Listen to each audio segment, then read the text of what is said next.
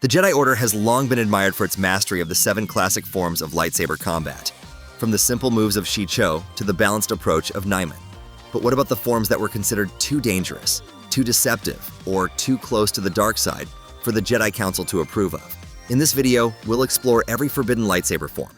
Trakata. The first forbidden form was known as Trakata. It was created by a Jedi Councilor during the Old Republic era who developed the style to make up for their weakness in traditional lightsaber combat.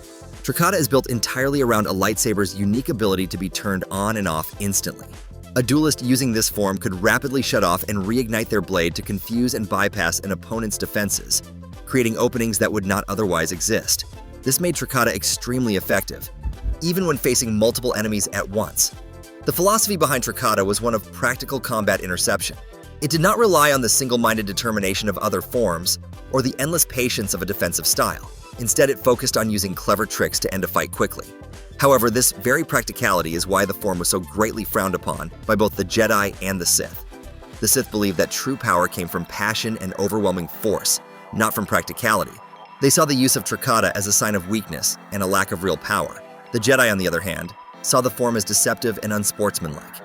They were unwilling to rely on deception to win a battle, as it went against their core principles. While a Jedi might occasionally use a Trakata technique, it was almost always for a specific purpose, such as exerting greater influence over the Force, rather than as a primary fighting style. There are 3 main maneuvers typically associated with Trakata. The first is known as Pass the Blade. In this move, the duelist would attack, and just as their opponent moved to block, they would deactivate their lightsaber. The hilt would pass by the opponent's block, and then the duelist would instantly reignite the blade into their now helpless foe. The second move was the Unbalancing Block. The user would catch their opponent's blade with their own, then momentarily deactivate their lightsaber. This would cause the opponent, who was pushing against a now absent blade, to stumble forward and leave themselves completely open. The final main technique was the Flash Slash. This involved activating the lightsaber for only a split second during a swing, just long enough for the blade to reach its full length, strike the target, and then deactivate again. Only a handful of Trakata users are known in either canon or legends. The Jedi Master Cao Tendarach used similar techniques to great effect during his battle against the Sith Lord Vindican and his apprentice, Malgus. In the new Jedi Order, members like Mara Jade Skywalker were known to use Trakata techniques. Jedi Master Corran Horn used a version of the form during the Yuuzhan Vong War. In a notable duel, Horn was locked in combat with Shadow Shai. Horn deactivated his lightsaber, causing his opponent to stumble, and then reignited it into the temporary Supreme Overlord, killing him. The Sith apprentice Tahiri Vela also used the technique against Ben Skywalker, deactivating and reactivating her blade so quickly that he barely had time to react. More recently, in the game Jedi Fallen Order, Cal Kestis uses Trakata against the Second Sister. When their blades are locked, Cal deactivates his lightsaber, causing her momentum to carry her forward and leaving her open to a powerful force push. Juyo, Form 7. The second of the forbidden lightsaber forms is also the 7th of the classic forms.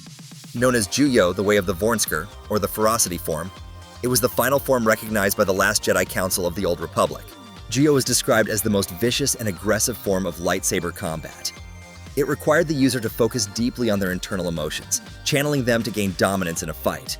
Because of this reliance on passion, the Jedi Order viewed Form 7 with extreme caution. Its use was heavily restricted and eventually outright banned. The Jedi were rightfully worried that Juyo's principles would lead its practitioners down the path to the dark side. Many believe that the form directly violated the "there is no emotion, there is peace" tenet of the Jedi Code. As the most vicious form, Juyo was filled with fury and what was described as a malignant grace. It was labeled the most difficult and demanding of all the lightsaber forms. Jedi Master Sin Dralig, the Temple Battle Master, noted that Juyo was characterized by bold, direct motions that were more open and kinetic than even Form 5. However, it was far less elaborate or graceful than a form like Ataru. In a one-on-one duel, the form was chaotic and erratic, focusing entirely on overwhelming offense by using techniques that had been rejected from Shii-Cho in the earliest days of the Jedi Order. Using Juyo required more energy than Form 5 because it demanded a brighter focus from the user and a much deeper connection to their emotions. Despite these challenges, for those who could embrace it, Juyo was a pathway to incredible power. This was certainly true for the Sith. Darth Sidious went as far as to label Juyo as a Sith form. While the Jedi banned it, the Sith had no such issues with a form that used controlled passion to achieve victory.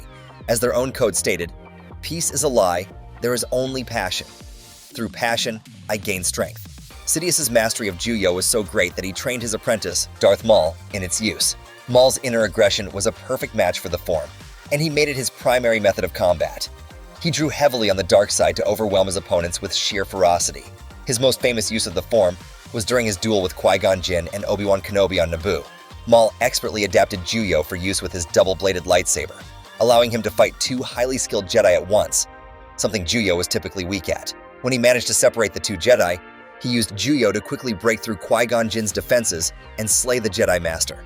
By the time of the Clone Wars, Maul's skill in Juyo was so advanced that he could even overwhelm the legendary defenses of Obi-Wan Kenobi, one of the greatest masters of the defensive form 3, Soresu.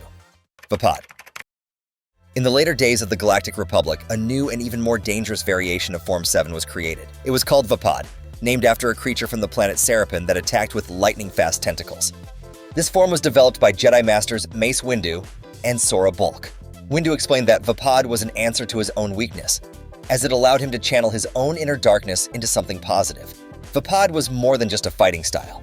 It was a state of mind. It required the user to enjoy the fight and relish the satisfaction of victory. The practitioner of Vaapad would accept the fury of their opponent, transforming themselves into one half of a superconducting loop. The other half was the darkness inherent in their enemy. The Vaapad user would then channel this combined darkness, using the opponent's own power against them.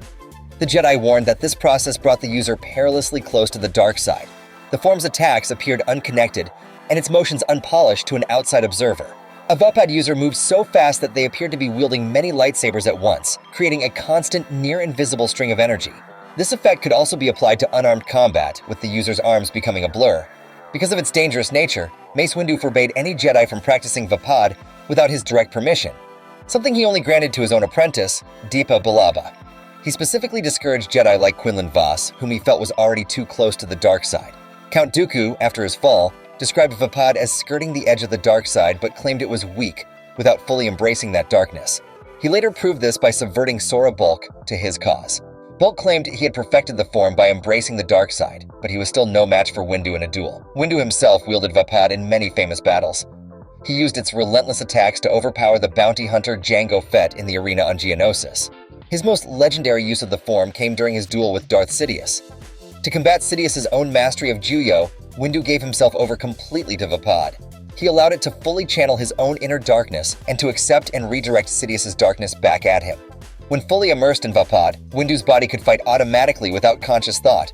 Anakin Skywalker, observing the duel, saw Windu's blade work as an oblate sphere of purple fire, containing dozens of blades attacking from every angle. When Sidious unleashed his Force Lightning, Windu again used Vaapad to channel the dark power through his blade, harmlessly deflecting it back at its source. Despite this incredible display, Windu believed that Vaapad alone was not enough to defeat Sidious, and that their duel would have ended in an indefinite stalemate. So that's every forbidden lightsaber combat form explained. Which one on our list is your favorite? Would you dare to practice Trakata, Juyo, or Vaapad? Let us know in the comments below. Leave the video a like if you enjoyed, and subscribe for more amazing Star Wars knowledge.